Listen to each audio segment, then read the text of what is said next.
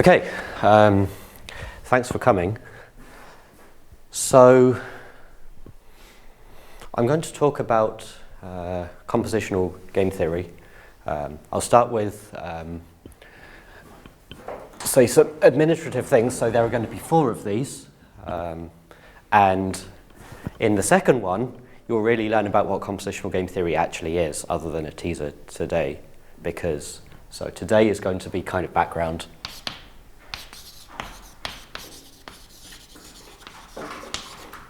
Two is going to be the kind of the core stuff. So this will be,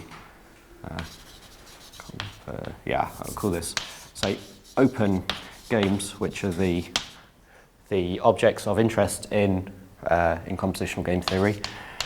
The third one will probably be a laundry list of topics. So this I'll cover, for example, repeated games and some other stuff to be determined by how much time I take up in the second one. And then in 4 I want to cover Bayesian games. So this is the outline of what's going to be covered in the four things. Each one will be an hour and a half. Okay. So let me start with a teaser of where we're going. So in compositional game theory, so compositional is this technical term which means that we start with some small pieces and then we join the small pieces together to build bigger pieces, and so on recursively or hierarchically. So I'm really talking about kind of complex systems in the sense that we start with some non-complex systems, some simple things, and we join them together, couple them to make a complex of systems. And these systems are game theoretic systems. So the analogy is, the kind of motivating analogy is kind of like with how software is written. So in software, you don't directly program in assembly language nowadays usually. You have this gigantic tower of abstractions and each thing is built from the thing below. Now, as a health warning, so compositional game theory is aiming to be a way to build this grand tower of abstractions, but most of this work hasn't been done yet. So the lectures are going to be relatively theoretical, and then I want to kind of hint at how this might actually be useful. Most of the work of proving that it's actually useful is ongoing, and I'll talk somewhere about where the barriers are as well. Okay, now the other thing we get, so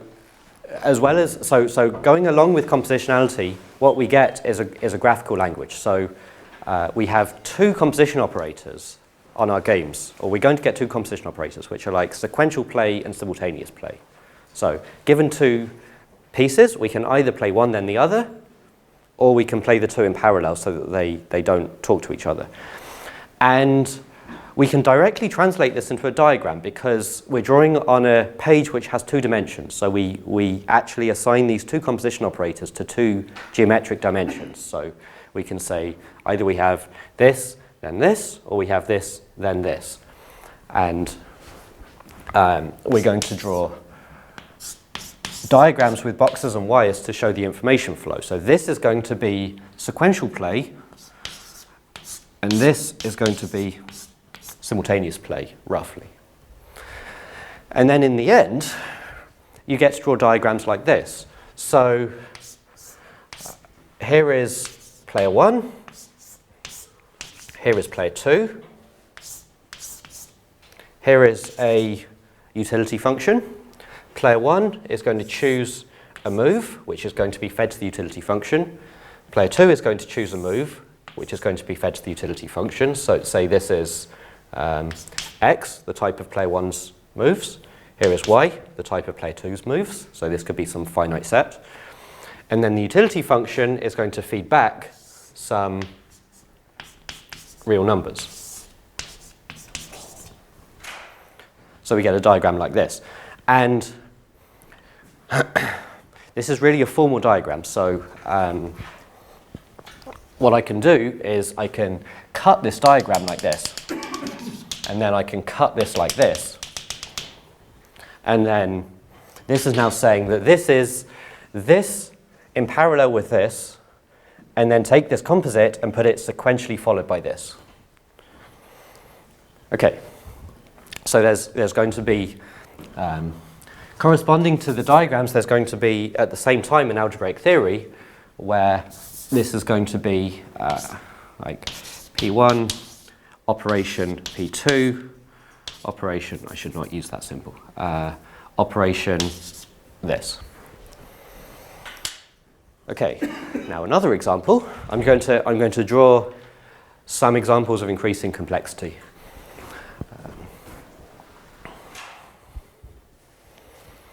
Okay, so this is a simultaneous game. These two players choose simultaneously, and simultaneous here means that neither can use any information about the other's move to make their choice. It doesn't say anything about the actual literal temporal sequencing, it's about information.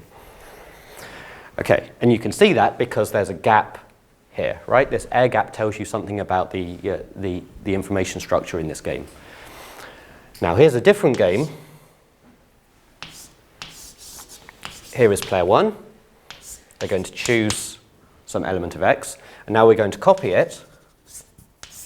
So we have an explicit element in the diagram that shows we're copying this move. One of these copies is going to go into player two. So player two is now able to observe player one's choice, and then we're going to have a utility function here. And then player one's choice and player two's choice are going to flow into the utility function. This is some y. And then we're going to have some real number, some real number. So this is now a picture of a extensive, well, no, I shouldn't say extensive form. This is now a sequential game where player one chooses and then player two chooses after perfectly observing what player one did. Okay? And this is still, so we can still decompose this diagram. So how should I do this? Let's make a cut. How should I cut this? Here, here, here, here, and here. Okay, so with a bit of practice, you can move back and forth between the algebra and the diagrams. So, so each of these boxes now contains one single diagram element. So how are we going to build up this? Well, we have this thing, which I'll call 1, at the same, in parallel with P2. This thing is implicitly in parallel. Then we have, so this is following this copy, so I'll write copy. Now this thing is in parallel with this thing, which I'm going to call 1 star. And then around all of this, we put P1 on the front and U on the end. So what we're going to do is that the formal definitions are going to live in this world. We're going to, like these symbols are going to refer to actual mathematical objects, and then we're going to have some operations on them, this tensor and this thing which I'm just writing with no symbol. And then we're going to say, okay, so these diagrams mean expressions like this, and then we have to prove that this thing is well defined in the sense that if we drew this diagram in a different way, so we're going to get a different algebraic expression, and then we're going to have to check that if we have two different algebraic expressions that are the meaning of two diagrams that look the same in the sense that we've just pulled some things around, then they have to actually be two different expressions for the same thing. So I'm building up to saying the word category theory because category theory is a way of, is a well-developed theory of doing this kind of back and forth between diagrams and and expressions like this. So the axioms that these things will need to satisfy in order that this correspondence between diagrams and algebra makes sense are precisely axioms that are coming from certain types of structured category. Okay, let's play around with this some more. So I'm going to show off compositionality in the smallest possible way. So here, player 2 is perfectly observing player 1's move. Now, let's say we don't want player 2 to perfectly observe player 1's move, but only observe some function of it. So we're going to make a local change to this diagram. Like, we're going to put a function in here,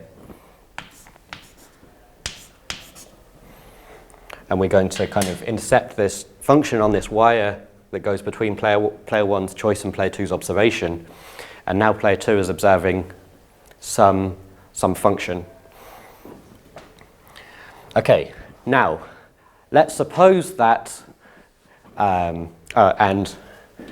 the output of f is going to be some x prime, and really we're going to think of x prime as being like the set of information sets. If in usual game theory, you would quotient this by some equivalence relation, and then the equivalence classes of that will be information sets of player 2.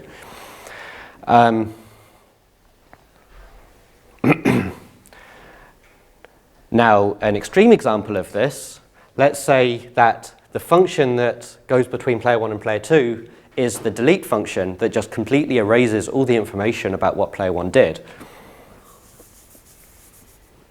So I'm going to say this. So I'm going to use this as a symbol for deleting.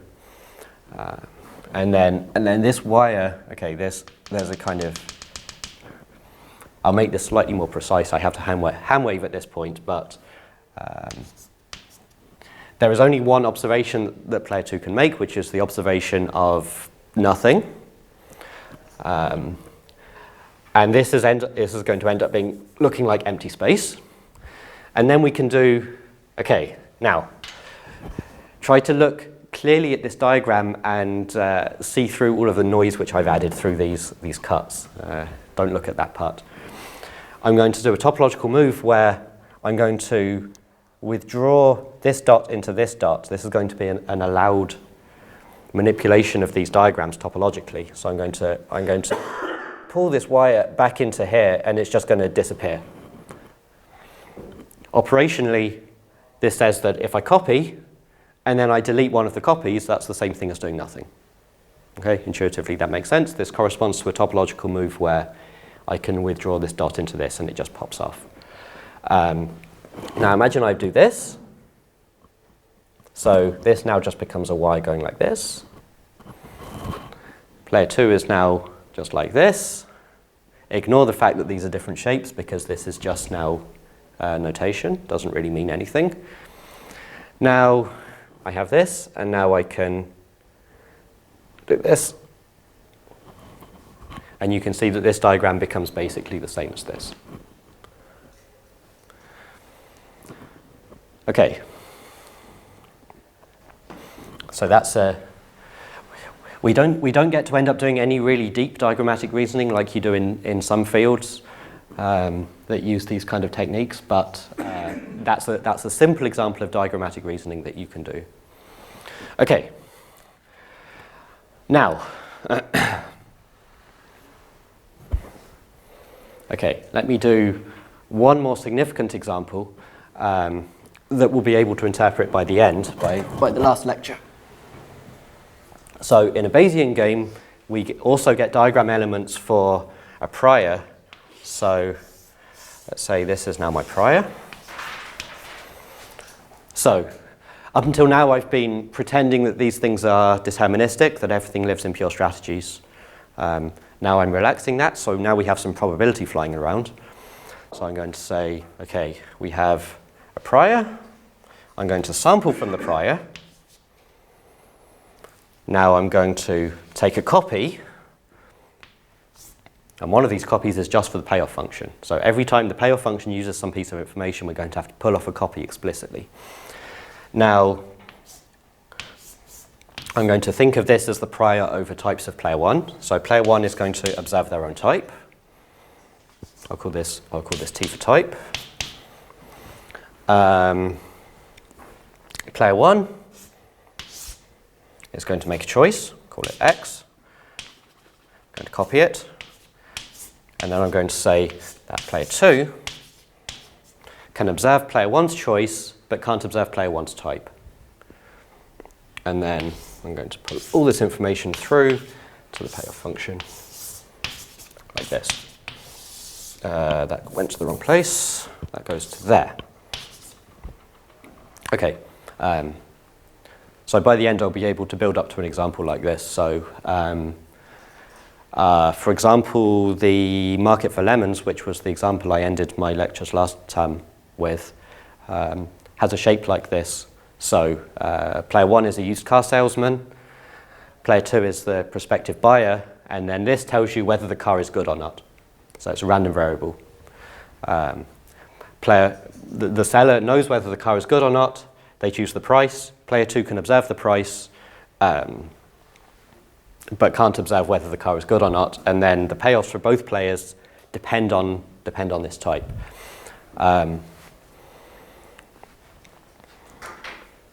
in this setting, you need the players to be able to do Bayesian updating. So player 2 does Bayesian reasoning kind of backwards along these arrows, because after observing player 1's move, they potentially, so this move might signal something about this. So player 2 is going to do Bayesian reasoning backwards along these arrows and then forwards around here. So for a modeler, this you can immediately out of the box use this informally, just as another language. So as a language for drawing pictures of games, this is an intermediate thing that's kind of a compromise between normal form and extensive form. These are typically exponentially more compact than the extensive form, because the extensive form is the tree where every play of the game appears as a branch in this tree. So with a game with n stages, this tree has size 2 to the n, and it very quickly becomes totally unmanageable. Whereas the normal form is kind of not really helpful. It's just a bunch of numbers, and looking at it, it's completely opaque. It's kind of like programming in ones and zeros. It doesn't tell you anything about the structure of the model. So this is a kind of compromise. So if you look at what information is present and what information is hidden, so I've hidden the actual sets of choices. For example, I'm just using symbols to refer to them. So this could have size 2 or it could have size 100. I just call it X. I've hidden, for example, the payoff function. I've just called it U, and U is referring to some function which I can define separately. So, I mean, alongside this, I'd have to have and so on, and like U is a function. Like U has type X times Y to R squared. So I have to write down matrices for this. Okay.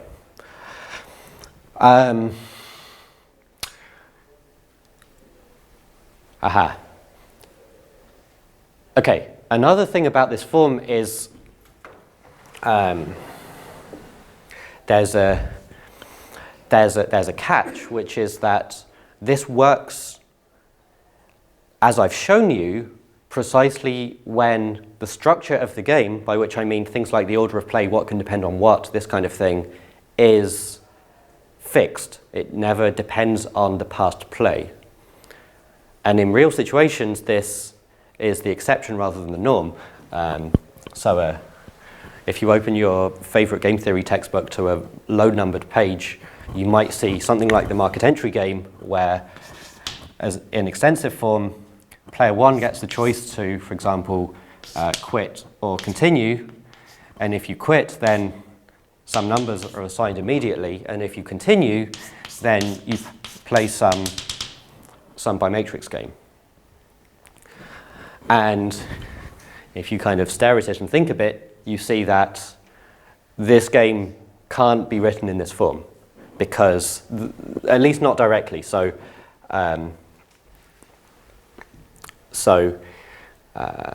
Because the dependence of this structure on this thing just isn't possible in this graphical language.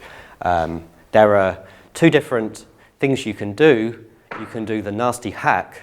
The nasty hack is, well, let's encode this. Let's say that, suppose player one quits. Well, we're going to add some dummy moves like this, and we're just going to say the payoff for all of these branches is the same, and it's the thing that was here. This is a nasty hack. It's game theoretically, say in the analysis, it's the same. The equilibria are the same. The interpretation is totally wrong. And then the nice way to do it, which is significantly overkill, is to then seriously expand your language of diagrams and say, okay, right, player one is making their choice. I'm going to need more board for this. So the thing which I'm about to tell you might reach in lecture 3, possibly. I'm not sure whether there'll be time. This is to whet your appetite.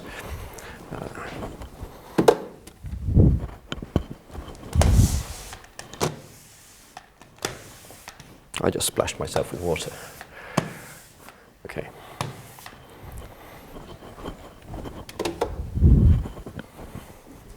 Okay. Player one is going to make a choice. Call this quit or continue. And, okay, now I'm going to explicitly draw a picture of the plane in which this is sitting. Now, depending on this choice, this plane is going to branch into 2. So one branch is going to go this way, one branch is going to go this way. So previously these lived in a plane. These are now living in a more complicated topological thing, which is a plane with a branch here, like this. And let's say in this branch down here, this is the quit branch. And here, I'm just going to assign some number to player one. This is a real number. This is the utility of quitting. And then in this branch, we're going to play a bimatrix game. So here we're going to have player one, player two. We're going to have a utility function. Like so. So this is player one's choice in the bimatrix game, player two's choice in the bimatrix game, player two's payoff in the bimatrix game, and now this thing, which is player one's choice, we need it twice because this is the payoff for player one for this decision, but it's also the payoff for player one for their decision back here. Okay. And one thing to notice here is that in the extensive form game, in the quit branch, we had a pair of numbers, and the second of these is the payoff for player two in the event that player one quits. But player two never made a choice in this branch. So this is, in a technical sense, redundant. And in this, it doesn't appear. There's no place in this diagram where you're able to give player two's payoff, because player two just never appears in this branch. Okay, and this is say work in progress to work out the details. The category theory of these three-dimensional geometric things is fairly hard work, but in principle it's basically the same thing. We have a language of operators, and we cut these diagrams and we now cut them in 3 dimensions. Okay. This was basically motivation, because now what I'm going to do is take a massive step back and spend basically an hour building up some machinery for defining these things, because I haven't actually told you what these things are, I'm just drawing pictures of them. Okay, hang on, how about I tell you what these things are? So, Sorry. So are these the open diagrams? Like, because, can you see these as like, so the composition of three diagrams somehow, like? Yeah, so you can similarly, you can make cuts in this stuff. And then where you put dots, like, I mean, where you join these three. Yes, but also here, for example, there are cuts here. No, I see that. I mean, you can write everything as a composition, but I'm Yeah. thinking. So there is John Bass, this thing like open Markov chains, where Yeah. so it's more or less that. It's like the same. You allow the possibility of going outside the system, Yeah. so you have some logs, like here, like quitting, I don't know, whatever. So then, but maybe you can join that with other thing after, like you quit and then you go to other game. Yeah. So this you could do. I haven't done it here. So in fact, yeah, I could. What I could do is I could leave this branch open and say, okay, we're now going to glue this onto something else. Now, this is coming to one of the barriers, which is a current barrier in my research as of recently, which is nobody actually knows how to do game theoretic modeling in this open way. It's simple in principle, but when it comes down to the details, building these models in this kind of hierarchical way is it takes some. Yeah, it takes some experience. Is that a problem of solving the models or building the model? This is something else I should say. So this is all about building models, specifying models. Another thing which compositional game theory is not is a computational tool. It will not help you to compute equilibria any faster or anything like this. It might help for certain kinds of analysis. I'll get onto this hopefully sometime later. But well, I don't know, maybe the fact that you have computed the equilibria should be useful somehow. I mean, in the sense that you can feed maybe the equilibria of one game into another. Because what happens in the Markov chains is like, yeah, you compute I don't know, I've not read this in details, but I have the impression that once you know like the stationary state of the chain, so you can feed like this probability, so you will have some loss of probability, you can feed this to another one. Unfortunately, this effect is called compositionality, that the behavior of a composite can be computed from the composite of the behaviors. So, compositional game theory is essentially a trick to make that appear as though it's true, but it's not true in a way that's computationally helpful. It's a reversal of the point of view. So it's a mathematical trick that doesn't help computation. So computationally, you cannot, if you have a game which is a composite, you cannot compute the Nash equilibria of one and the Nash equilibria of the other and then mix them together somehow. This is fundamentally impossible. There are no-go results in complexity theory that tell you that you can't do this, no matter how smart you are. So why do compositional game theory Yeah. in the first place then? Yeah. So this is a good question. So how I envision this is as a language for specifying models. The extensive form also doesn't really help you compute, in some sense. Backward induction is only feasible on tiny examples.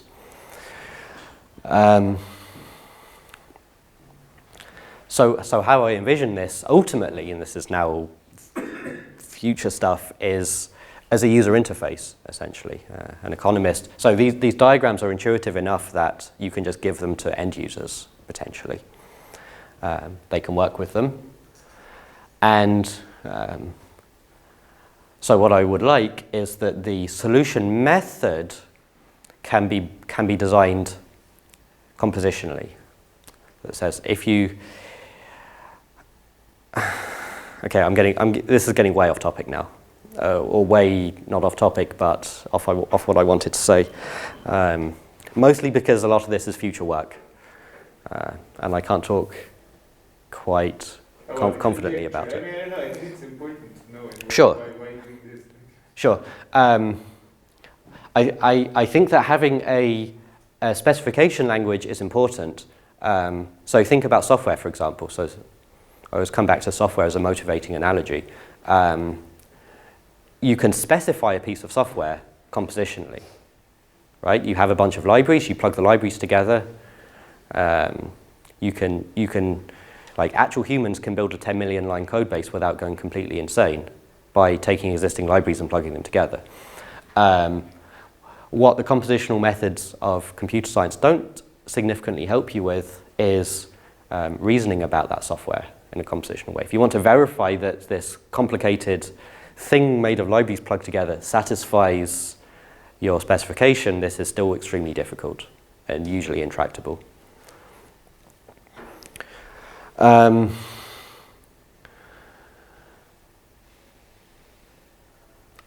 What you can do compositionally is some kind of comparative analysis where you fix the behavior of, let's say, most of the game by data or something like this, and then allows one small part to vary. This you can do, in principle.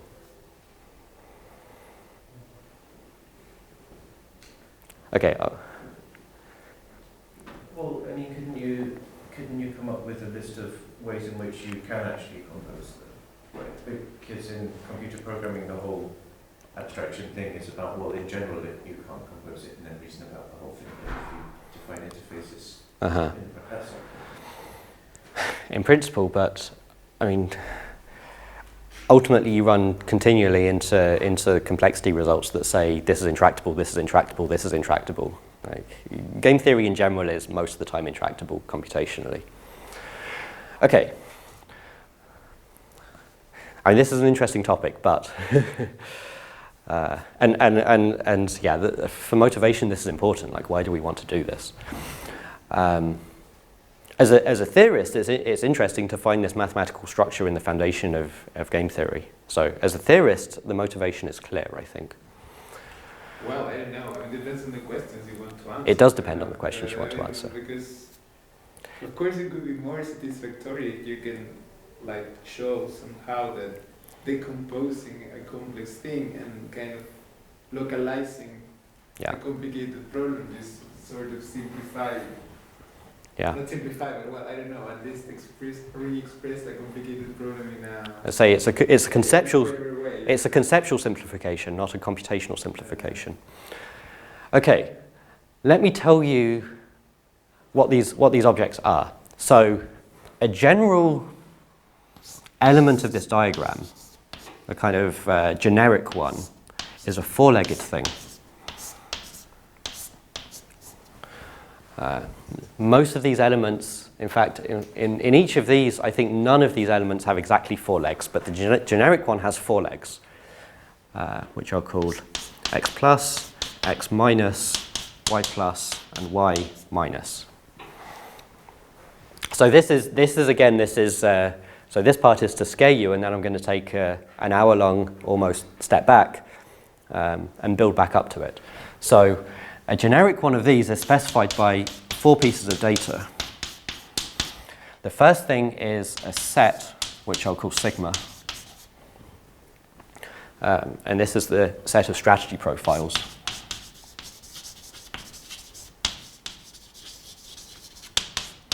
So this is something like the set of all of the behaviors that this piece, this open game, can do without any constraints, without any game theoretic constraints. This is the biggest possible space of all the things it can do. The second thing is called the play function.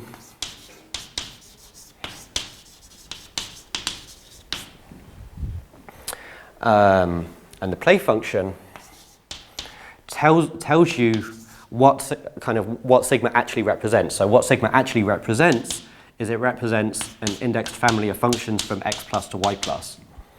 So a strategy profile is a thing which says that if I put in some initial state, I can get out some new state. So the player, in general, this can contain 0 players or 1 players or 2 players or infinitely many players. But some things flow in, some behavior happens, some things flow out. Now the third thing is a trick, so I call this co-play. And this is where the sleight of hand begins.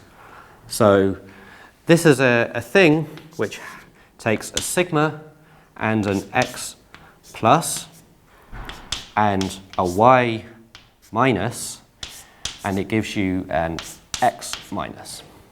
And I'm not going to give you any intuition for this yet. This is every piece of these diagrams carries one of these along with it. And the final thing is the equilibrium function. So, a closed game, a normal game, has a set of strategy profiles and then a subset of those which are equilibria, which is to say an element of the power set of sigma. I should very carefully distinguish P for play from P for power set. These are not the same. It's just the set of subsets of sigma. So a normal closed game has a subset of sigma associated to it, the set of Nash equilibria. An open game, the things which are equilibria can depend on the environment that you put it in. So, and it turns out that the data that you have to specify on top of an open game in order to pin down its set of equilibria are an element of x plus and a function from y plus to y minus. And this thing is called a context.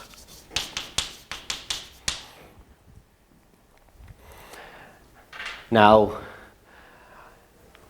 so what we get is an algebraic structure whose elements are 4 tuples like this, and then we define the composition operators on it, and then we prove that all the equations need to hold. All the equations that we need to hold do hold in order that these pictures make sense. Now, one other thing is that if this open game is actually a closed game, now by closed game, I mean that all 4 of these sets are the one element set. If all 4 of these sets are the one element set, what do we get here? Well, we still have a set sigma. This is a function into the one element set. There is only one of those, so this goes away. There's only one possible choice. This is also a function into the one element set, so this goes away. And then this thing, well, this is an element of, this is just the one element set, and this is just the one element set.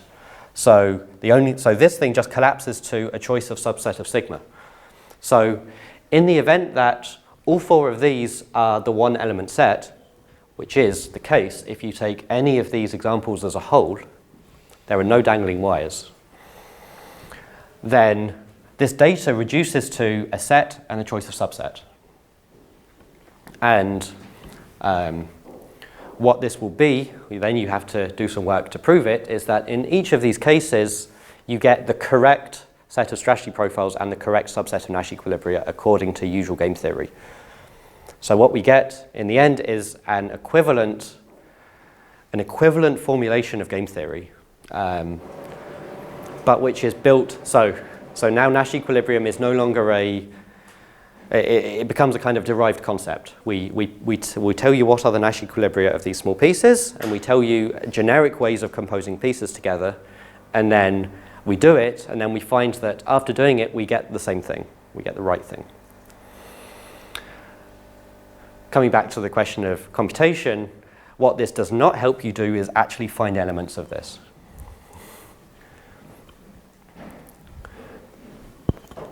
Okay. This much is warm-up, so I spent a bit longer on the warm-up than I wanted to.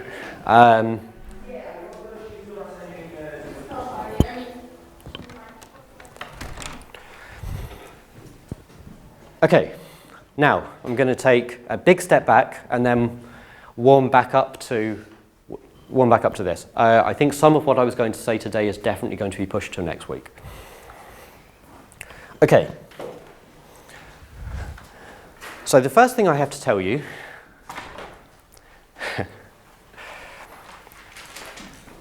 is what is a category. So a category, so this is the last time for a while that I'll tell you a precise definition, because I want to go quickly and give kind of intuitive hand-wavy definitions rather than true definitions. So a category is like a partial monoid. So in a monoid, we have a bunch of elements and we have an identity, and we can, given any two elements, we can compose them together. The identity is the unit for that, and it's associative. That's what a monoid is. Okay? Equivalently, it's a place where I can draw diagrams like this. A, B, C, D. So if I have a monoid and A, B, C, and D are elements in my monoid, then I can interpret a diagram like this. So specifically, this is the element A, B, C, D. And the reason this works is that these diagrams are an equivalent formulation of the free monoid. The identity of this monoid, instead of having an identity labeled box, I'm going to draw the identity as a piece of string. Okay, so saying that like this.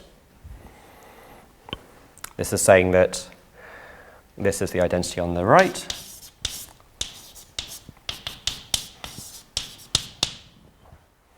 Okay, so you know what a monoid is, and you can see that these pictures make sense in any monoid.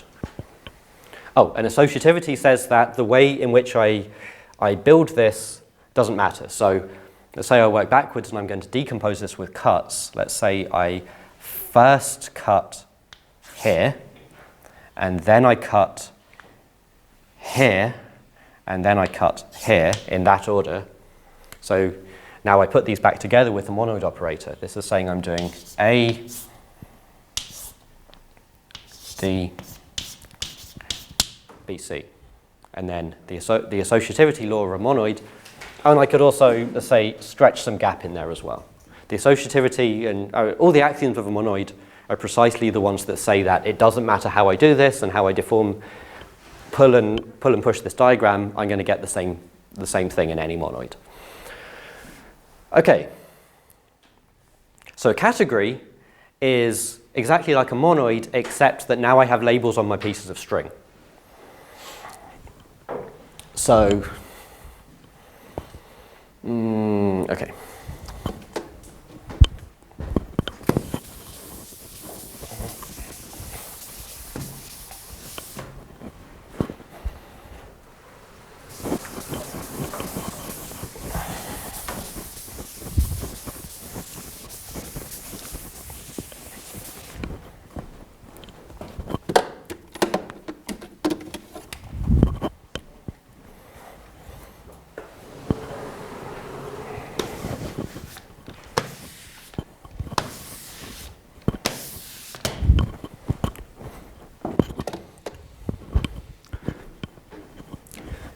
So in a category, I have two sorts of things which are going to be the box labels and the string labels, and the technical terms for these are morphisms and objects.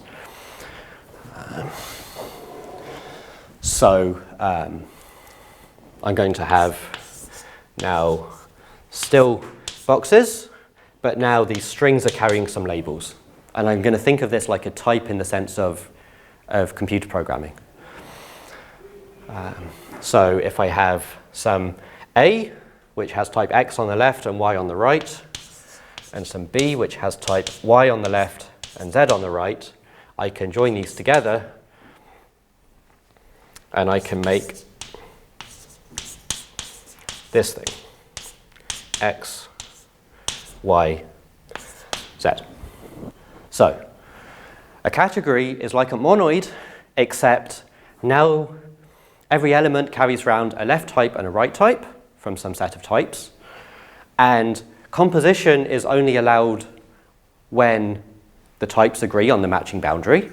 So I can make AB if the type on the right of A is the same as the type on the left of B. And the type of this thing on the left is the left type of A, and the type of this on the right is the right type of B. And then for every type, I have a piece of string labeled by that type. And now this behaves like the identity of composition whenever that's defined. So if I have, so A has type X on the left, so I can compose it on the left with a piece of string of type X. This is called an identity, just like its identity of a monoid. And this is the unit, so this equals A. So a category is basically just another sort of algebraic theory. The types make it a bit less familiar.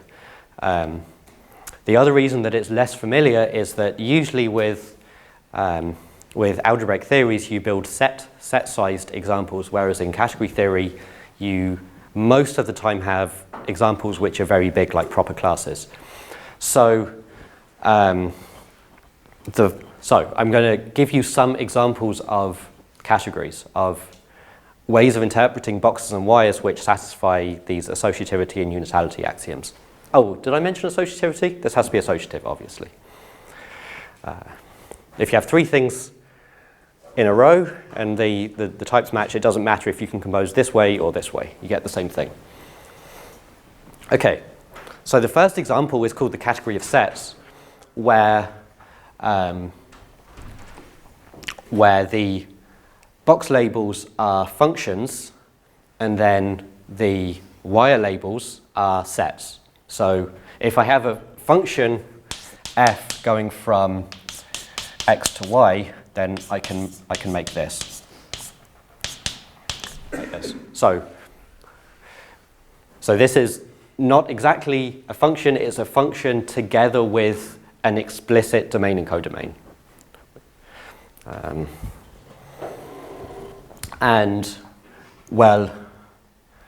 Okay, so I have to specify two pieces of structure. I have to say what's the identity and what's the composition, and you can guess composition is composition of functions. If I have another function from y to z, I can make f compose g, which is now a function from x to z.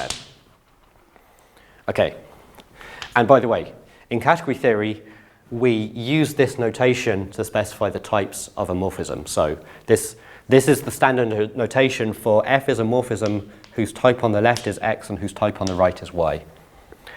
This is used even when it's not appropriate, when these don't look like arrows from x to y. You have to pay attention because in many of the motivating examples, morphisms are literally some sort of functions from some sort of set with structure on the left to some sort of set with structure on the right. But then you can also make examples which are not like that, and then you have to pay attention. Okay. This is associative. Function composition is associative. The identity of it is the identity function on a set. That is the identity of composition, that if you take the identity on x, and then you do some function from x to y, you get f. It's the same function. Okay, so all the axioms hold. This is a category. Similarly, for any algebraic theory you like, you can make the category of that algebraic theory. So there is a category of groups, and instead of functions between groups, you have group homomorphisms. You can make a category of vector spaces or finite dimensional vector spaces. That's two examples, where the morphisms are now linear maps, functions which satisfy the algebraic structure. Okay, so you can build tons of examples like that. Many of them are very interesting and very classical.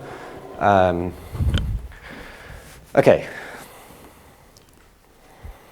A lot of algebraic geometry, as far as I understand it, is mucking around with the category of commutative rings. Okay. Another motivating example for me, so this is going to be a very different example, is going to be the category of stochastic functions. So I'm going to specify, this time I'll specify the objects first. So the objects are going to be sets, and the morphisms from x to y are going to be, now how am I going to write this? I'm going to write this, are functions from x to a thing which I call d of y, where this is the set of probability distributions on y. Except, to make my life easy and avoid measure theory, because measure theory is a headache, I'm going to say finite support distributions on y. Set of finite support probability distributions on y. Okay, this is, or equivalently, so you can write this in a few equivalent ways. So, or equivalently, f is going to be a function from x times y into the unit interval with some properties. So, such that, let's say, for all x, there are finitely many y such that f of xy is non-zero, and for all x, the sum of the y's, the sum of the f of xy is 1. Okay, I can make these into the morphisms of a category. I have to tell you what are the identities and what are the composition.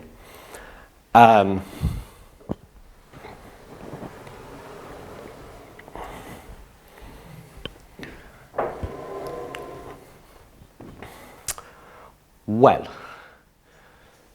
so the identity on some set x, this needs to be, so how am I going to specify this? I'll specify it in the second form, so I need to specify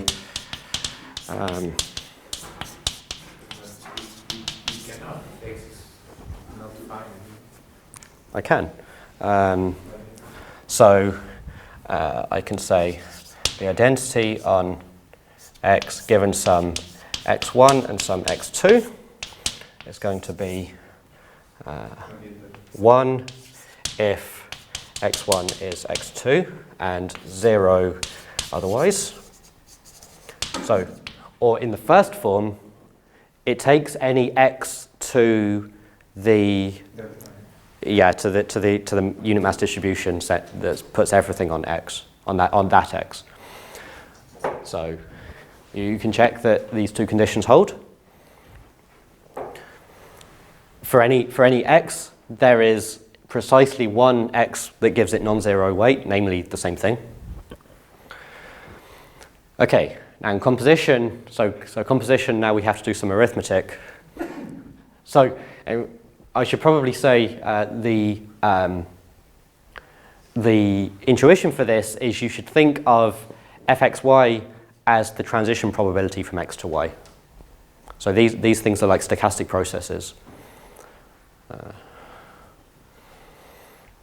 Okay, and now I've told you that they're like stochastic processes and this is like the transition probability. These things basically compose like matrices. So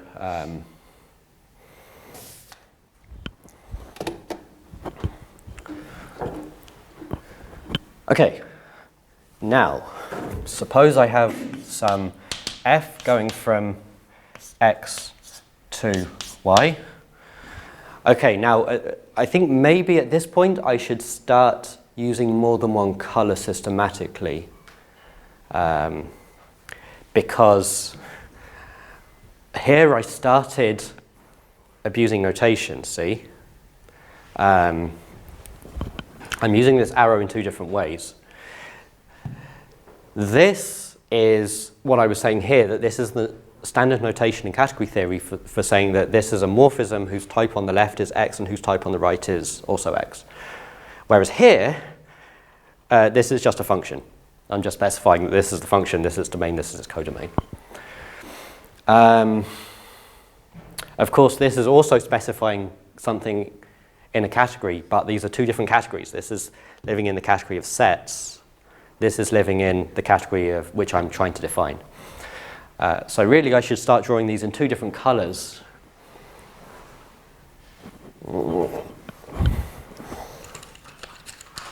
Red. So,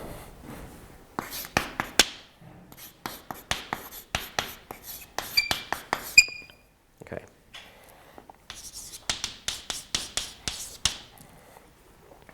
Okay, G goes from Y times Z to 0, 1. And now I want to specify that Fg goes from X to Z. In other words, I need to define Fg from X times Z to 0, 1. And, well, informally, I was about to switch back to white. This still should be in red. That Fg of some x z, so the transition probability from x to z should be the sum of, so in order to get from x to z we have to go via some y. So for any particular y we can take the probability of going from x to y times the probability of going from y to z, and then we add them together for all the different y's. So it's f x y times g y z sum over y. And, well, fortunately, I've avoided myself having to worry about measure theory. So really this ought to be an integral, but there are only finitely many y's that make this term non-zero. So in fact, this is just a finite sum. Okay. And you can hopefully take my word for it that this thing satisfies these axioms of a category. This thing is associative and unital. And this thing is basically matrix multiplication in disguise. So, you know, matrix multiplication is associative and unital. Okay. So, this is categories. Now, next concept is a thing called monoidal categories. So, monoidal category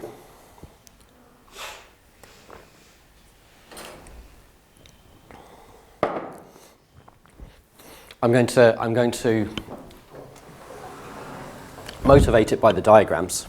And this is going to be the first thing which I'm not going to really precisely define.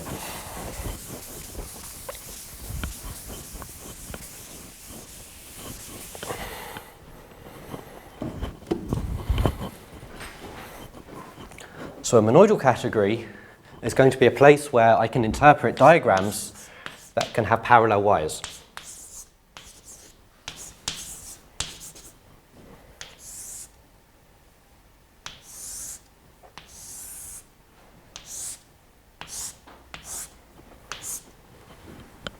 So in a monoidal category is going to be equivalently defined as a category in which I can interpret diagrams like this. In the same way that the axioms of a monoid are like the places where you can interpret these strings with unlabeled, linear strings with unlabeled strings. Monoidal category is a place where I can interpret diagrams like this. So,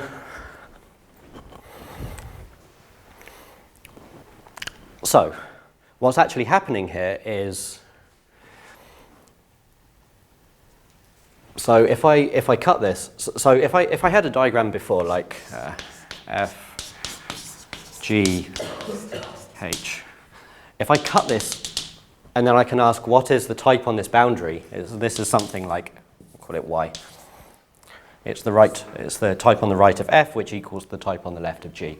If I cut a diagram like this, this is now going through several things. So each of these is going to carry some A, B, C. And then the thing actually here is going to be something which I'll write as A tensor B tensor C. So what's happening now is the objects are becoming more interesting. So previously the objects were just things that tell you when you're not allowed to compose. So a category is like a partial monoid, except it's a bit stronger than that because you have the objects that tell you information about when something is defined and when it's not defined. Here the objects become more exciting because I'm now putting a binary operation on them. So given two objects, I can, if A is an object and B is an object, I can tensor them together to make an object A tensor B. And visually this is going to correspond to this. Putting things, so by this I mean specifically putting things in parallel top to bottom. So instead of composing left to right, I'm now composing top to bottom. So now if I have some F going from A to B, and I have some G going from C to D, I can interpret the parallel composition of these. And this is a thing which I'll write as F tensor G, and on its type on the left is A tensor C, and its type on the right is B tensor D. Okay. Okay, let me give an example of this. So there are heaps of examples of these. Maybe the simplest one is on the category of sets. I can take tensor to be the Cartesian product of sets on objects. So if A is a set and B is a set, then I can define this tensor to be the Cartesian product, the set of ordered pairs. And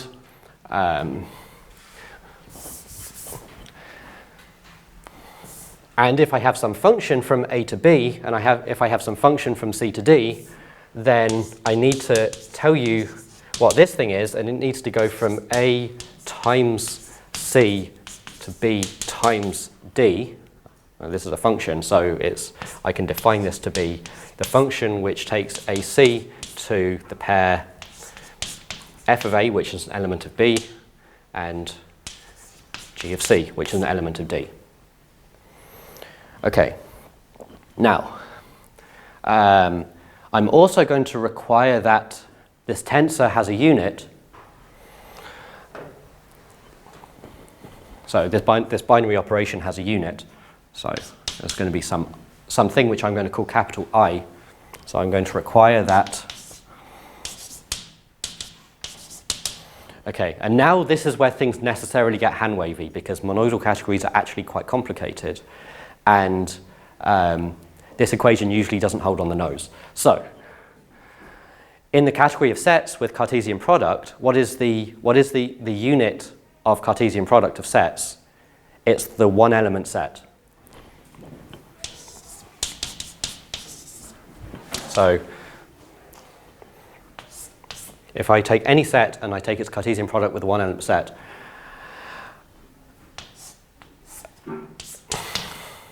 except this equation doesn't strictly hold. These sets are not literally equal anymore. And the technical term now is naturally isomorphic. So there is a bijection, there's a canonical bijection between these, and this canonical bijection has all the properties that you would ever want.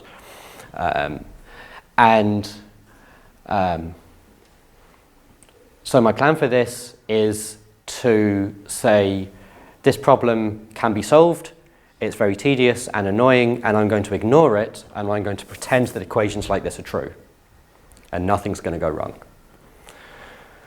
Okay, so I'm going to pretend that if I take a Cartesian product of a set with a one element set, I get back the same thing. Okay. Similarly, if I take three sets like this, associativity doesn't hold on the nose.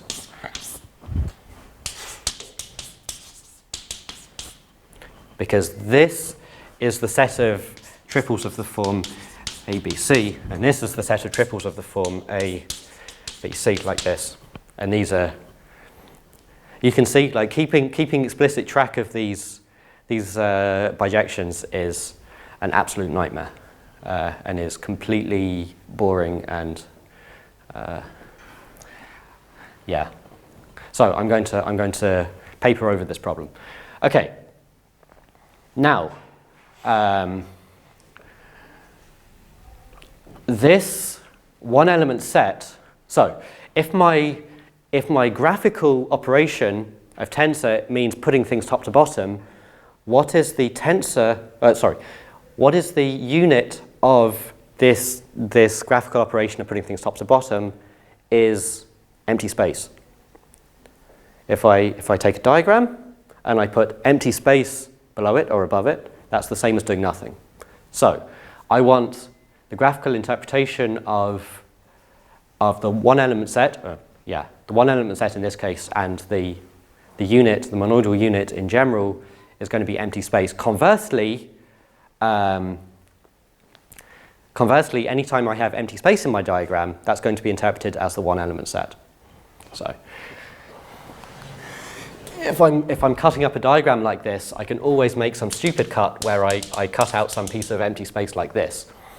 And every time I do this, so this is going to correspond to, okay, as an object here, maybe this is too small to see. The object here on this boundary is the one element set. The morphism that's filling in this box here is the identity function on the one element set. It's the most boring function that possibly exists. So the interpretation of a piece of blank space on the page is the identity function on the one element set in this example. This example being the category of sets with Cartesian product as the tensor. Okay.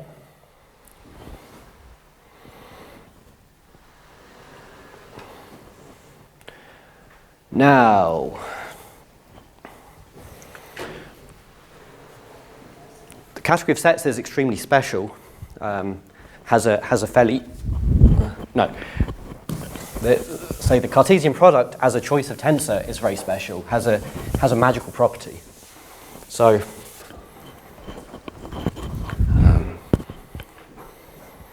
for every x, I have a canonical function from x to x times x, which copies. It's the copy function. In a diagram, I'm going to draw this like this. So x, x, x. So if you think about the boundaries here, the left boundary of this is x, the right boundary is x times x. So I'm going to use this special notation to refer to copy. And this has a fairly magical property which will be useful. It was going to be useful later today, but now it's going to be useful next week. And it's going to be useful especially when contrasted to the next example, which is stochastic functions, is that if I take any function at all and then I copy the result, this thing is the same as copying the input and applying the function twice. So this is a magical property. If you know a bit of category theory, the universal property of a product is equivalent to this equation, plus another one to do with deleting.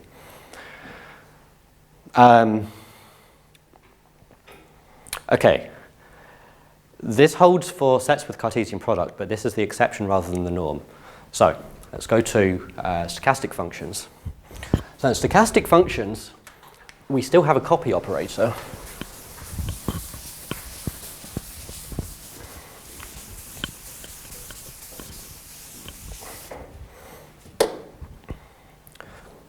So In stochastic functions, so remember that our objects are still sets. The tensor operation sorry, I'm probably flipping back and forth between saying tensor and monoidal. These are synonyms. The tensor operation on sets is going to be Cartesian product again. But this time it's not going to behave like the Cartesian product. And the identity of Cartesian product is still the one element set.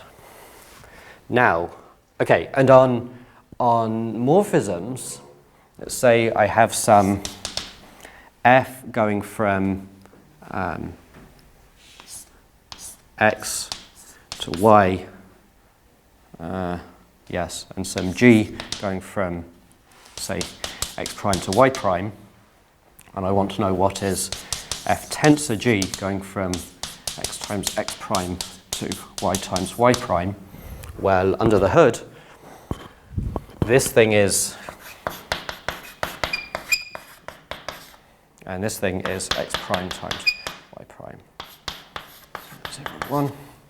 And, okay, you can think about this intuitively. If I put these processes, I'm now going to put these kind of two parallel non-interacting stochastic processes. So for f tensor g to transition from some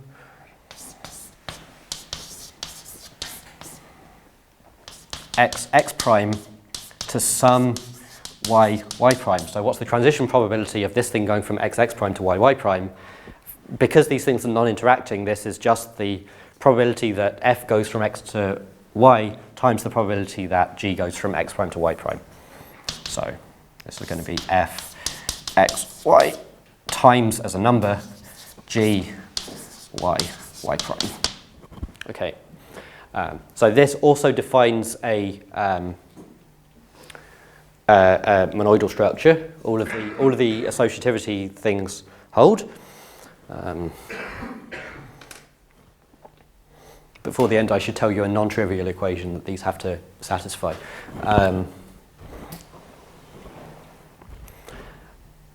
Now, we still also have a copy operator. So we still have a thing which I call delta going from x to x times x.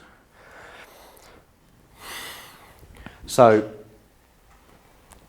and this, like the identity, this is secretly deterministic. So the transition probability of some x1 going to some pair x2, x3 is going to be 1 precisely when these things are equal.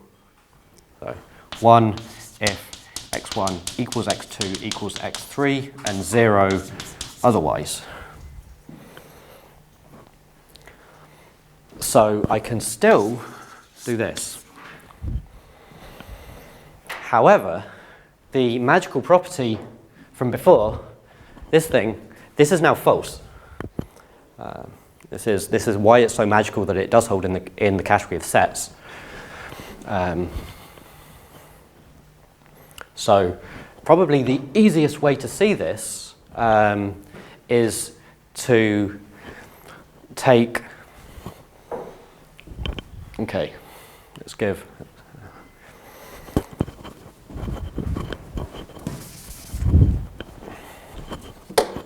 I'm going to take x to be the monoidal unit, which is the one element set, and I'm going to take y to be heads, tails, and we're going to do a coin flip. So, so f, which is going from I to heads, tails, this is a coin flip. So, so the probability of transitioning from nothing to heads is 1/2, and the probability of transitioning from nothing to tails is also 1/2. And I'm going to draw this like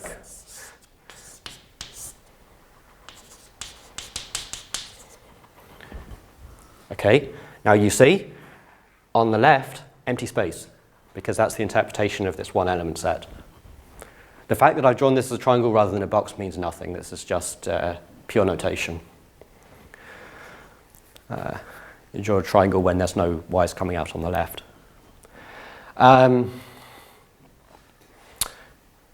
Now, let's suppose we flip a coin and copy the result. So this is now f followed by delta. This goes from 1 to, y was the name of this thing, y times y. And you can calculate this. You can take the matrix for this. You can take the matrix, the transition probabilities for f.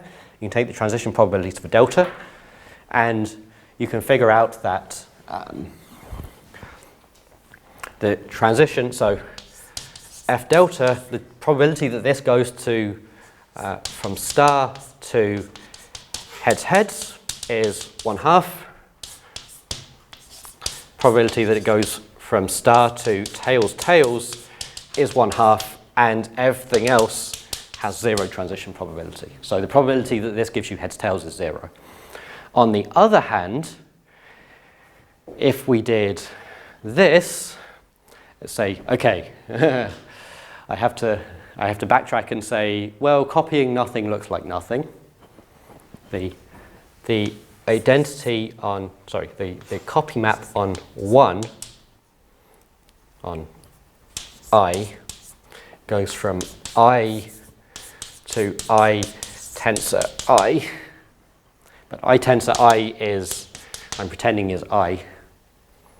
There is in fact only one stochastic map from the one element set to itself, which is the identity. There are no others. So this copy, so remember I've taken this here, and now I want to draw this. So this is now F, and then implicitly I'm copying nothing, but this is invisible. Now if I work this out, okay, you can guess, this is now 2 independent coin flips. So this is a different stochastic process. This thing assigns equal probabilities to all of the 4 possible outcomes. Okay.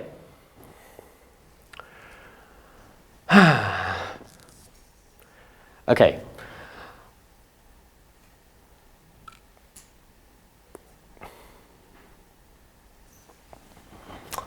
Let me backtrack, because I never told you what a monoidal category is, and I don't plan to. I'm just going to say it's the thing in which these diagrams make sense. And an example of a fairly non-trivial property that you have to check. So, fortunately, Saunders-MacLean did all the hard work and finitely axiomatized this. So we only have finitely many conditions to check, and the most non-trivial one is that if you have a setup like this, so F, G, H, I, and then 6, so 4 morphisms, 6 objects. So there are 2 ways to read this diagram. One is that you could cut it this way, and then each of these pieces could be cut this way, or you could cut it first this way, and then each of these pieces could be cut this way. So one of these gives you F, G, tensor, H, I, and the other one gives you F, tensor, H, G, tensor, I. And one of the axioms of a monoidal category is that these have to be equal. This implies, for example, that if I have this, so remember the string is now the identity on its type. So call this F, call this G. This goes from A to B and C to D. So if I cut this. And this identity is the identity of composition. So it's the identity of composition this way. So one of the consequences of this is that if I have this, I can slide them past each other. So the interpretation of this has to equal the interpretation of this. Okay, I'm about half an hour behind where I want it to be, so next week will be fun. Let me define another category which is very different to these two, and this is going to be the one which the simplest version of open games is going to be built on top of this category. It's going to be an intermediate definition. So, up until now, in all of the examples I've given you, objects have been sets. In this one, so this is going to be called the category of lenses.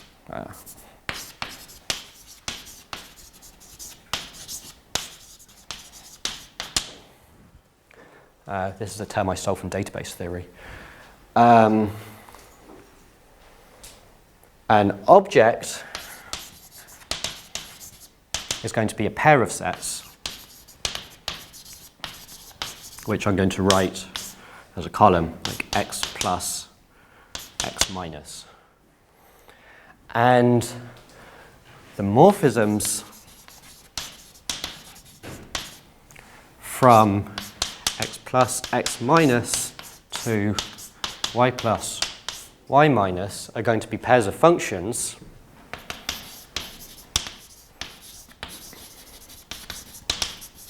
okay, where? I call this I'm going to call this lambda for lens.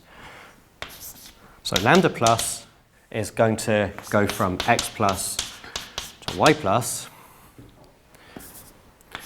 and lambda minus is going to go from x plus Cartesian product y minus to x minus.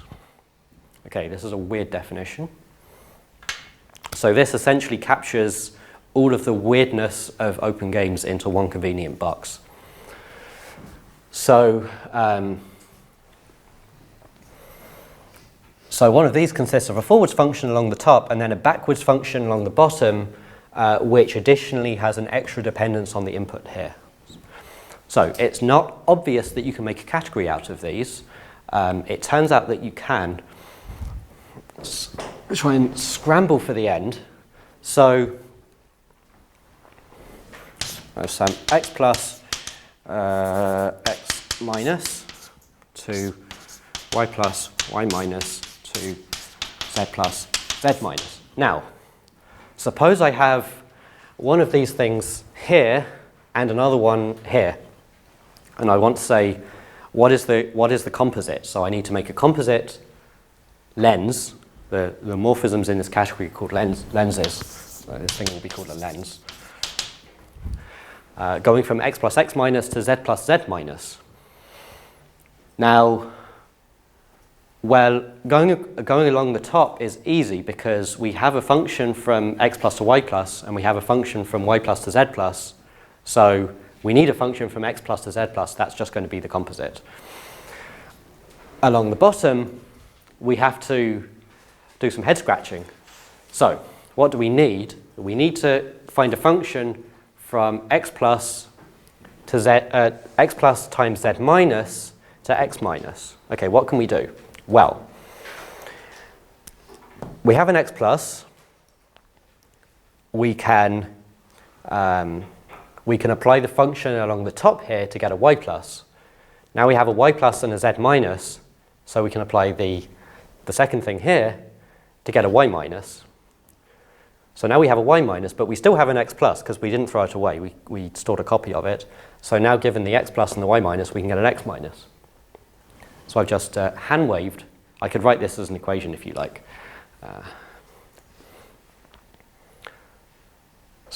I'm running out of time. I don't have time to write an equation. And what I've actually just told you is the chain rule. These things composed by the chain rule. I'll come back to this next week. I'm going to give quite a lot of examples of these because they're quite important. But yeah, composition of these things is by the chain rule. So this is the category of things which compose like the chain rule, I could say. Okay, I was hoping by the end of today I'd be drawing pictures of these and things like this, but okay, that's going to be the end.